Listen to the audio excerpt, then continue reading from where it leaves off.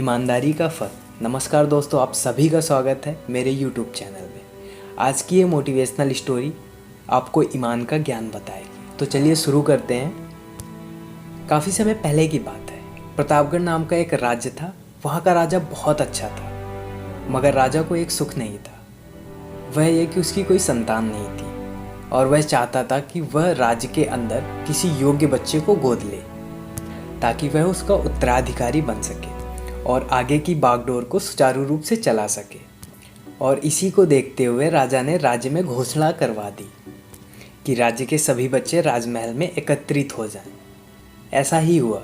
राजा ने सभी बच्चों को पौधे लगाने के भिन्न भिन्न प्रकार के बीज दिए और कहा कि अब हम 6 महीने बाद मिलेंगे और देखेंगे कि किसका पौधा सबसे अच्छा होगा। कुछ समय बीत जाने के बाद एक बच्चा ऐसा था जिसके गमले में वह बीज अभी तक नहीं फूटा था, लेकिन वह रोज़ उसकी देखभाल करता था और रोज़ पौधों को पानी देता था। देखते ही देखते 3 महीने बीत गए। वह बच्चा परेशान हो गया।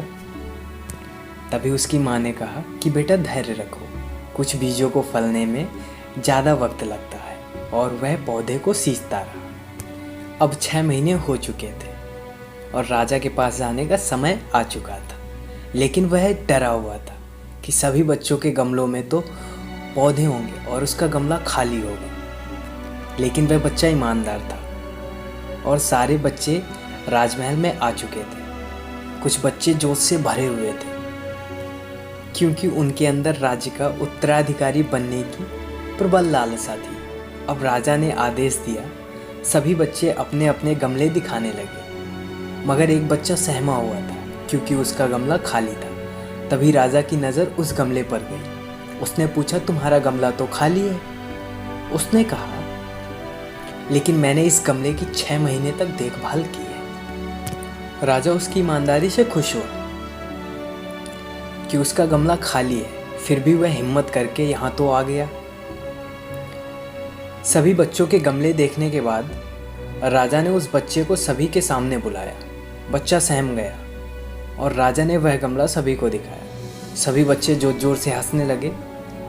राजा ने कहा, शांत हो जाइए, इतने खुश मत होइए। आप सभी के पास जो पौधे हैं वो सब बंजर हैं। आप चाहे कितनी भी मेहनत कर लें, उनसे कुछ नहीं निकलेगा। लेकिन असली बीज यही था। राजा उसकी ईमानदारी से बेहद खुश हुआ और उस बच्चे को राज्य का उत्तराधिकारी बना दिया।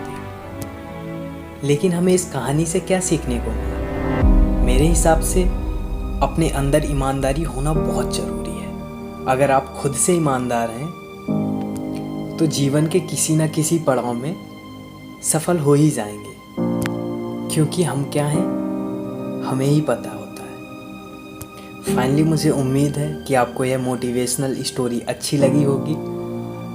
अगर आप और भी ऐसी ही मोटिवेशनल स्टोरीज़ को सुनना चाहते हैं तो आप मेरे इस YouTube चैनल को सब्सक्राइब करें, अपने दोस्तों और परिवार के लोगों के साथ शेयर करें। मिलते हैं जल्द एक नए वीडियो के साथ।